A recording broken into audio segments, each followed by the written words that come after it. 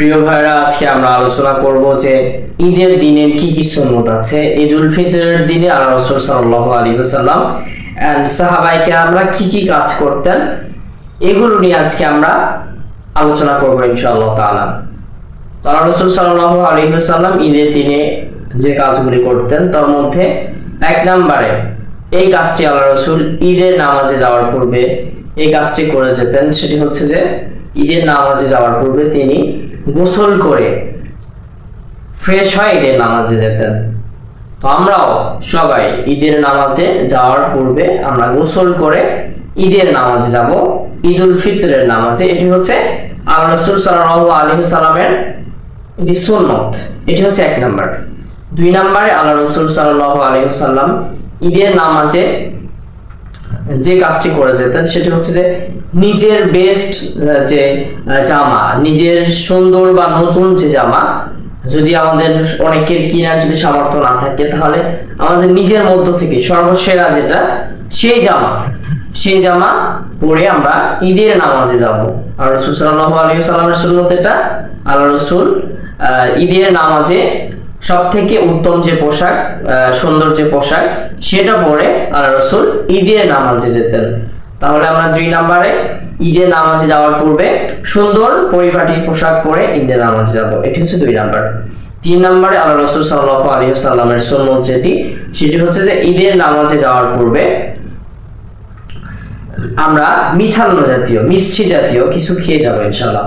সেটা হতে পারে যে ফিরনি অথবা সেমাই, খেজুর, আমরা এগুলো খেয়ে ঈদের নামাজে ঈদগাহে যাব অথবা মসজিদে যেখানে আমরা পড়ি সেখানে আমরা যাব ইনশাআল্লাহ। এটি হচ্ছে রাসূলুল্লাহ সাল্লাল্লাহু আলাইহি ওয়াসাল্লামের সুন্নাত তিন নম্বরে। চার নম্বরে আল্লাহ রাসূল সাল্লাল্লাহু আলাইহি ওয়াসাল্লামের যে সুন্নাত সেটি হচ্ছে যে ঈদের নামাজে যাওয়ার আগে, ঈদের নামাজে যাওয়ার পূর্বে আল্লাহ রাসূল সাল্লাল্লাহু আলাইহি ওয়াসাল্লাম যে পারফিউম, সুগন্ধি, এই সুগন্ধি মেখে আল্লাহ রাসূল ঈদের নামাজে যেতেন, ঈদগাহে যেতেন। আমরা অনেকেই সুগন্ধি লাগাই, তবে আল্লাহ রাসূল সাল্লাল্লাহু আলাইহি ওয়াসাল্লামের যে সুন্নতটা হচ্ছে যে হাতের তালুতে আল্লাহ রাসূল সাল্লাল্লাহু আলাইহি ওয়াসাল্লাম সব সময় সুগন্ধি দিতেন। যার সাথে মুসাফা করতেন তার সাথে সে আতর লেগে যেত। তো এই জন্য আল্লাহ রাসূল সাল্লাল্লাহু আলাইহি ওয়াসাল্লামের সুন্নাত এটা, হাতের তালুতে আমরা সুগন্ধি, আতর, পারফিউম আমরা দিব ইনশাআল্লাহ। এটি হচ্ছে চার নাম্বার, যে সুগন্ধি দেওয়া বা আতর, পারফিউম ইউজ করা এটি। পাঁচ নম্বরে আল্লাহ রাসূল সাল্লাল্লাহু আলাইহি ওয়াসাল্লামের যেটি সুন্নাত সেটি হচ্ছে যে সাদকাতুল ফিতর আদায় করা। সাদকাতুল ফিতর আমরা অনেকে এরকম ভুল কাজ করি যে সাদকাতুল ফিতর ঈদের নামাজের পরে এসে অনেকে দিয়ে দেই। তো এটা ঈদের নামাজের পরে যদি কেউ দেয় তাহলে সেটা সাদকাতুল ফিতর হবে না, বরং সাধারণ দান হিসাবে গণ্য হবে। প্রিয় ভাইরা, আমরা এই ভুল কাজটি কখনোই করব না। আল্লাহ রাসূল সব সময় বলেছেন এবং করেছেন, সাহাবায়ে কেরামরা করেছেন এবং বলেছেন যে ঈদের নামাজে যাওয়ার পূর্বে সাদকাতুল ফিতর আমরা আদায় করে দিব। এটি হচ্ছে পাঁচ নাম্বার। ছয় নম্বরে আল্লাহ রাসূল সাল্লাল্লাহু আলাইহি ওয়াসাল্লাম যে কাজটি ঈদের নামাজে যাওয়ার সময় করতেন, ঈদের দিনের যে সুন্নাত আমল আল্লাহ রাসূলের সুন্নাত সেটি হচ্ছে যে ঈদের নামাজে যাওয়ার সময় আল্লাহ রাসূল তাকবীর দিয়ে যেতেন, তাকবীর দিতেন। এটি একটি সুন্নাত। তাকবীরটা হচ্ছে আল্লাহু আকবার, আল্লাহু আকবার, লা ইলাহা ইল্লাল্লাহু, আল্লাহু আকবার, আল্লাহু আকবার, ওয়া লিল্লাহিল হামদ। তাকবীরটা আল্লাহ রাসূল সাল্লাল্লাহু আলাইহি ওয়াসাল্লাম ঈদের নামাজে যাওয়ার সময় দিতেন। এটাও নবীজি সাল্লাল্লাহু আলাইহি ওয়াসাল্লামের সুন্নাত। এটা হচ্ছে 6 নাম্বার।